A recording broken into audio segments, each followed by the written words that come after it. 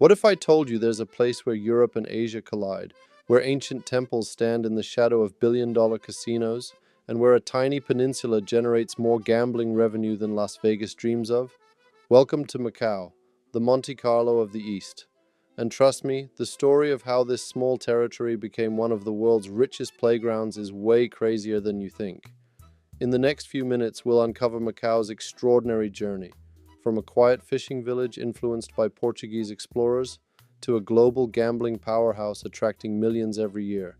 So buckle up, because Macau is much more than high-stakes games. It's a cultural hybrid you won't find anywhere else on Earth. Macau's story begins long before the neon glow. For centuries, it was part of China's coastal trade routes.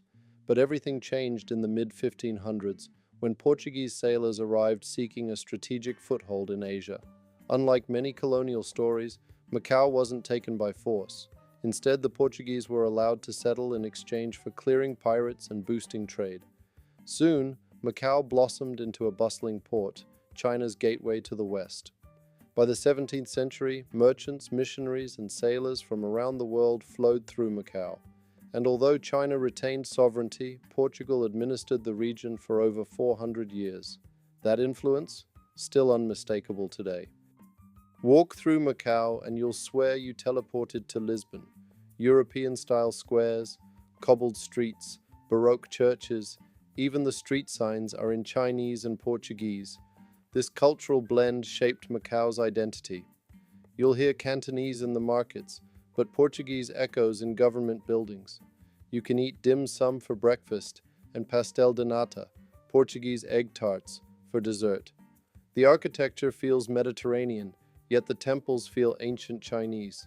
This fusion isn't just aesthetic, it's symbolic.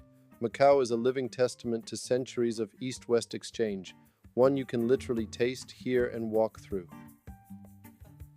Now, let's talk about the part that made Macau world famous, gambling. Macau legalized gambling way back in 1847, making it the oldest gambling market in China. But the turning point came in the 20th century. In 1962, businessman Stanley Ho secured a monopoly over casino operations. Under his leadership, Macau transformed from back-alley games to a state-sanctioned luxury industry. Fast forward to 2002. Macau ended the monopoly and allowed international casino giants to enter. That single decision lit the fuse for an economic explosion. Within a decade, Macau overtook Las Vegas in total gaming revenue, not twice, not 3 times, but 7 times more at its peak. This tiny region suddenly became the world's ultimate high roller destination. Today, the Cotai Strip, Macau's answer to the Vegas Strip, is home to some of the most extravagant casinos on the planet. The Venetian Macau alone is so massive it could swallow its Las Vegas counterpart and still have room for dessert. But there's one chapter of Macau's story that shaped everything the city is today: the handover from Portugal back to China in 1999. After more than 4 centuries of Portuguese administration, Macau had become a cultural hybrid, European in appearance, Asian in spirit. Yet throughout the 20th century, both Portugal and China slowly recognized that Macau's future ultimately lay with Beijing. Negotiations began in the 1980s, following Hong Kong's agreement with Britain. Both sides agreed on a principle called one country, two systems. China would regain sovereignty, but Macau would keep its own economic system, legal structure, and way of life for 50 years until 2049.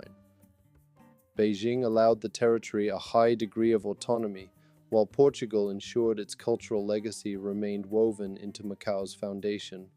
Today, you can still feel that blend everywhere, from the pastel-colored buildings to the bilingual street signs. The handover didn't erase Macau's past. It safeguarded it while setting the stage for its future as a global gaming powerhouse. So there you have it, Macau, the Monte Carlo of the East, a city where cultures collide, fortunes are made and lost, and history whispers behind every neon light. If you enjoyed this journey and want to see more amazing places like this, don't forget to like, subscribe, and hit that notification bell. And tell us in the comments, have you ever been to Macau, or is it on your travel bucket list?